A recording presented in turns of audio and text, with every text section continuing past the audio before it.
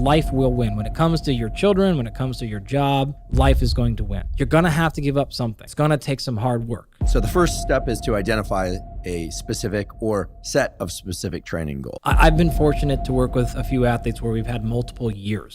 So what sorts of things should people be thinking about when developing an overall fitness program? A few minutes ago, we were talking about how two of the major reasons people don't get as much out of their training programs as they would like is because of, one, a lack of adherence, and two, a lack of progressive overload. So the solution to that is constructing a plan that lives within your realistic limitations. So I would like to walk you through my 10-step approach to how I design training programs. So step number one is assessing properly and identifying a training goal. You can do this in two ways.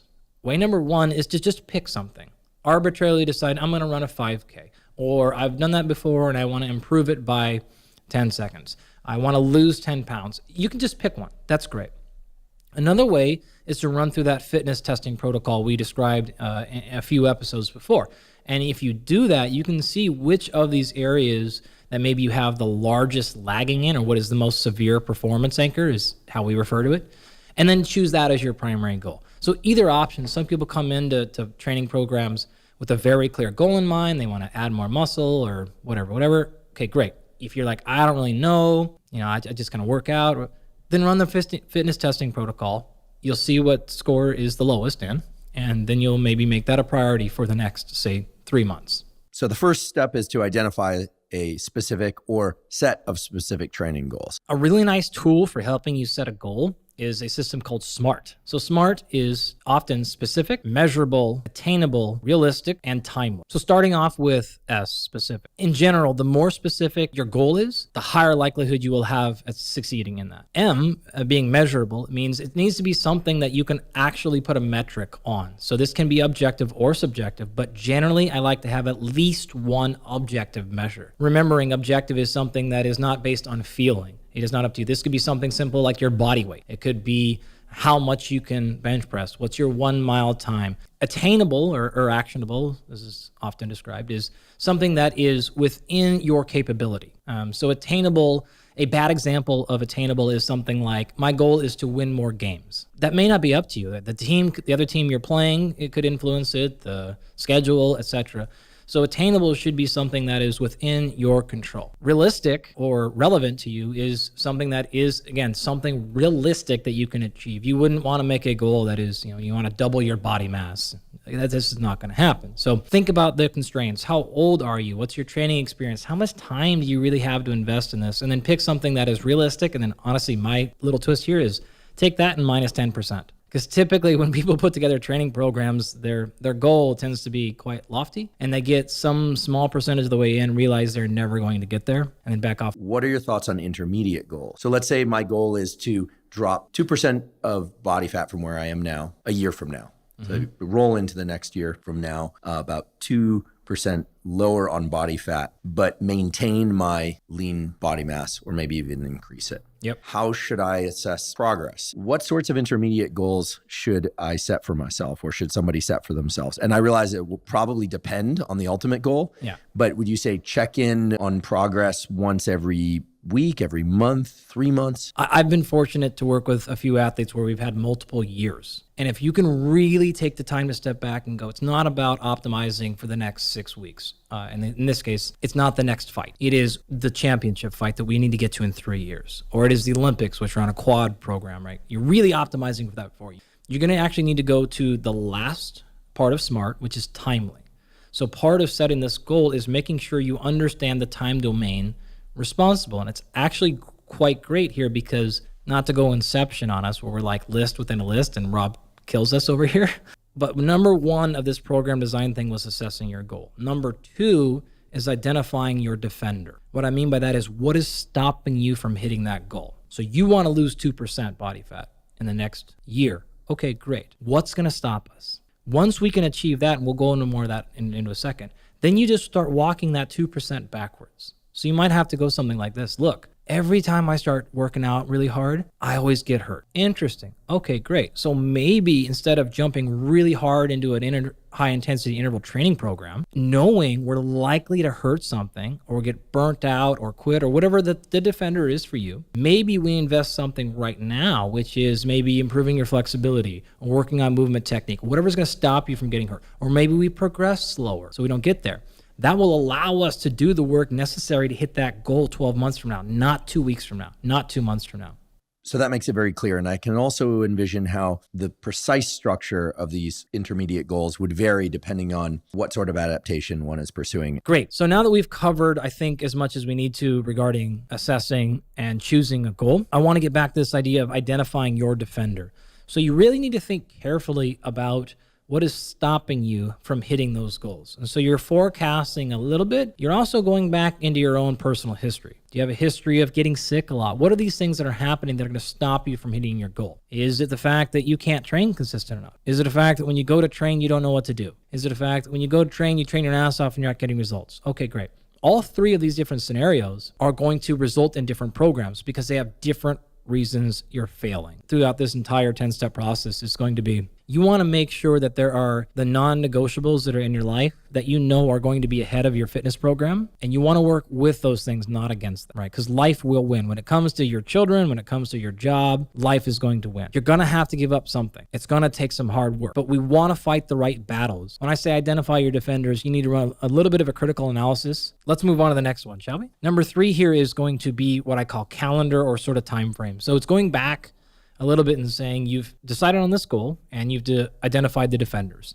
Now we need to come up with a realistic time frame for how long it's going to take to accomplish that goal. And when you do that, you need to look at your life schedule. You need to take all that information, and I literally lay out a calendar and I write all those dates in a physical calendar first. And the reason I'm suggesting this is you want to work your training backwards around that. As we've been discussing, life will win. If you try to plan a training program that is 5 days a week, 90 minutes a day, and all of a sudden you look 2 weeks from now and you realize you've got a grant deadline and then you've got to take 2 days to go to Austin, it's just foolish. You're going to fail and then you're going to quit and you're going to be like, man, again, my training program failed.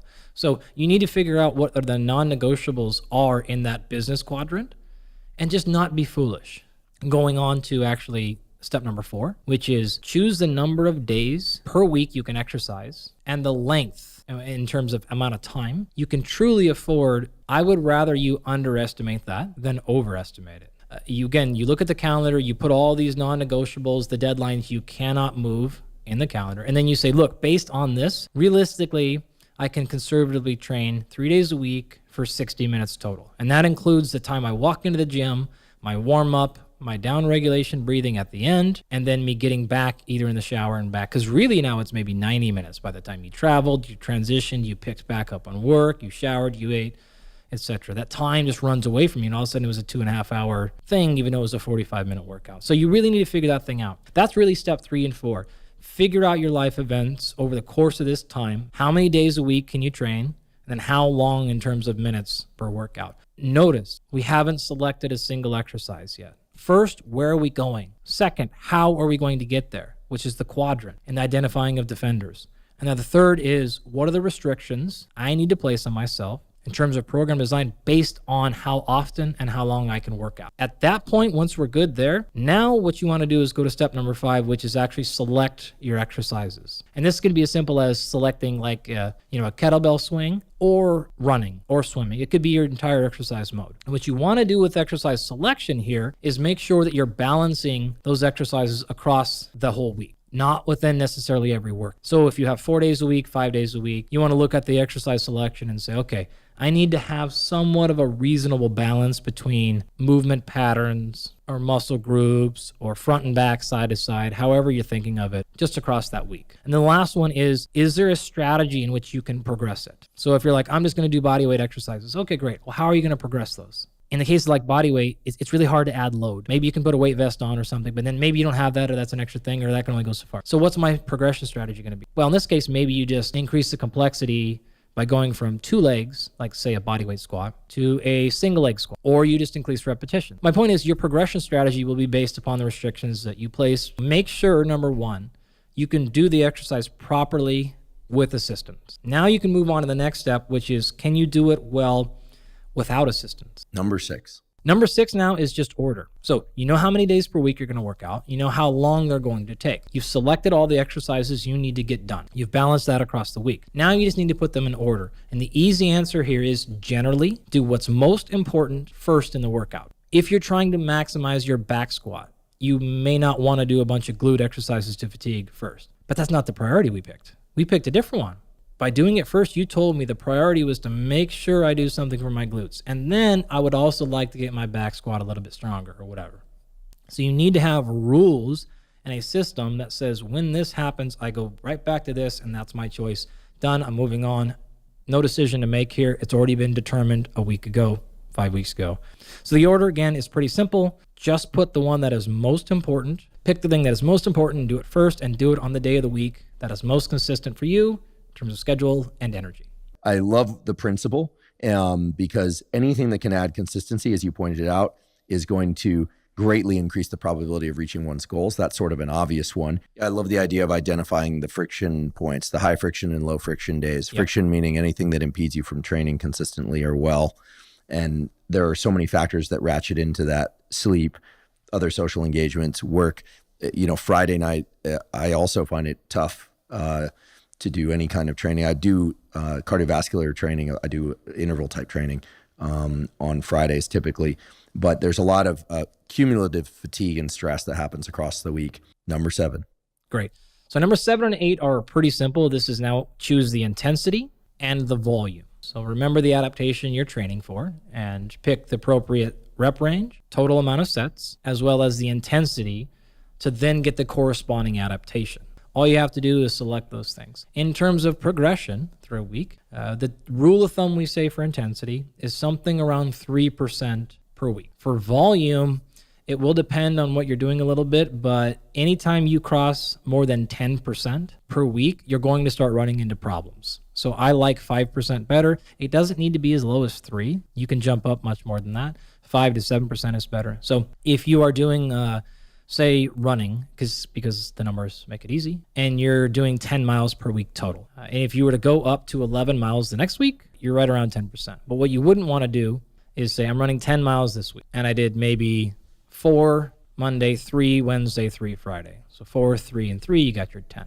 Then you wouldn't want to add a mile every day. So Monday, instead of doing 4, I did 5. Wednesday, instead of doing 3, I did 4. Friday, instead of doing 3, I did 4. What you actually did is you went from 10 to 13, which is a much higher percent jump than the 10% prescribes. So keeping with this idea of increasing progressive overload 10% more over some period of time, am I correct in assuming that I want to identify 1, maybe 2 meaningful variables and progressing that or those variables? So progressive overload can come in the form of any of the modifiable variables. So you could increase the complexity of the movement. You could increase the intensity or the load. You could increase the volume by either more sets, more reps, or more total exercises in a day. And I realize I forgot to mention rest intervals between sets. It follows that if a large range of repetitions are performed, that a large range of rest intervals are allowed, meaning there could be rest intervals between sets of as low as 30 seconds between sets or as high as 2 or 3 minutes, depending on the loads that one is using. And that, of course, will scale with the number of repetitions. Excellent. In fact, that sort of leads me into step number 9 of designing your own training program, which is you've decided our goal. We've worked our calendar out. We've figured out how many days per week and how long we're going to work out in those sessions. We then went and selected our exercises. We balanced them across the movement patterns and the muscle groups that we need, so we're not causing excessive stress on the same exact joint or muscle group over time. We then ordered our exercises based on priority. All right. Because of that, we've identified our goal. We went back and we selected the volume, which is the repetitions per set, the total amount of sets, and the load per set that matched the goal that we wanted to get or the adaptation. Now all we have to do is fill in the rest intervals, which reflect back again the goal. So generally higher rest intervals, which means time that you rest between your sets, higher, somewhere between 2 to 5 minutes for things like speed, power, and strength. Perhaps a little bit lower, although as you mentioned, it could also stay high for hypertrophy. And then for endurance, you follow the rest interval that reflects the type of endurance training that you'd like to get. That's walked us through 1 through 9. We're almost done. We've put together a pretty nice little protocol. It should be well-rounded. It should be effective. We've also talked about how to progress it from week to week, keeping it within, again, 4 to 6 weeks, maybe up to 8, before we then take a back off. The very last thing we have to do to make sure this training program is customized to you, your goal, and your situation, which is then going to enhance your likelihood of adherence and consistency, as well as increase the likelihood of effectiveness, is we just have to do a little bit of what we call chaos management, which is take a quick moment to think through, this program looks great, but if I had to nitpick it, where are the possible chances of failure? And you just want to sort of think about where would I predict things would go wrong? And if anything pops out to you, try to come up with your solution at the beginning. And this could be a number of things. So maybe you've picked an exercise and you realize, man, I really actually don't like that exercise. Or maybe you look at the schedule now that it's laid out in front of you. You look at your work schedule and you're like, maybe that's a bit aggressive. I don't know. It could be any number of things.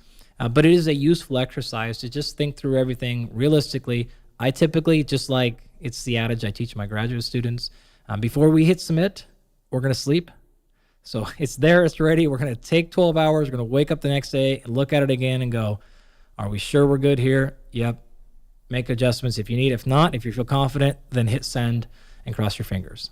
Performing those sorts of, let's just call them what they are, those tasks of figuring out what's what, where the defenders are, et cetera, without question makes everything go so much more smoothly once you are into the actual performance, the action of doing the exercise program or the book or the podcast or whatever it is that you happen to do. So I'm grateful that you brought up both the things that act as conduits for getting good work done and this notion of defenders and bottlenecks, because if we don't consider those, I would argue that it's a very low probability that anyone will succeed. But when one does consider those, even just a few of them, I think the probability of success goes way, way up immediately. Right. So how do I fold all of these best practices into one training program that's not 200 hours a week, 7 days? That's what I've laid out to you. Make sense? The way that I think is best is to have a goal and have that goal be around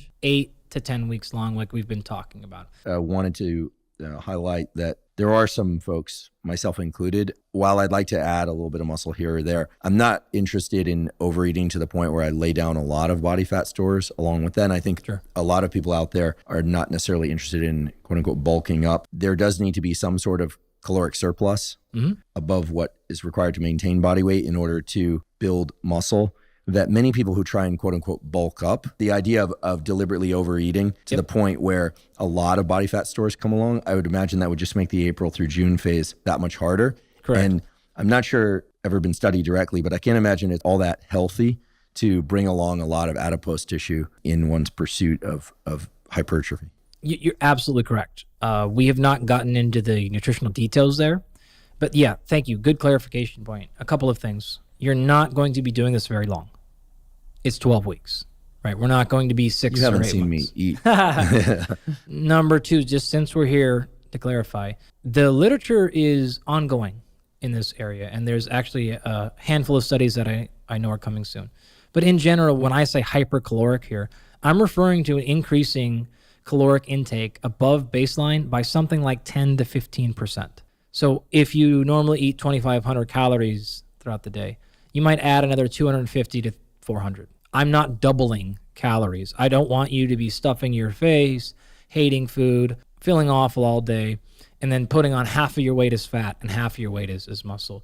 It is just technically hypercaloric because you're eating more, which is an absolute requirement for most people to add muscle. Another reason I put it in here, people tend to make these extra calorie choices during this part of the year anyways. And so you're sort of playing into life is why I chose that, right? It's like, hey, you can't restrict calories all the time. It's really, really hard. So maybe if we can put a calorie restriction during the phases of the year, that's a little bit easier, and give you the freedom to have a little bit more calories during the phase of the year when you're probably going to want to do that anyways. Just make sure you're doing a style of training that supports that. So you're going to be trying to add muscle when you know you're going to be adding more calories. We're going to be trying to really push the pace on our conditioning when we know we're going to be eating more calories anyways.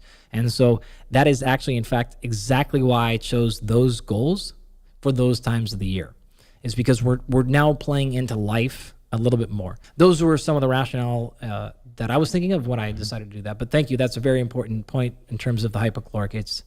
It's not the dirty bulk. It's not the excess that a lot of folks will do.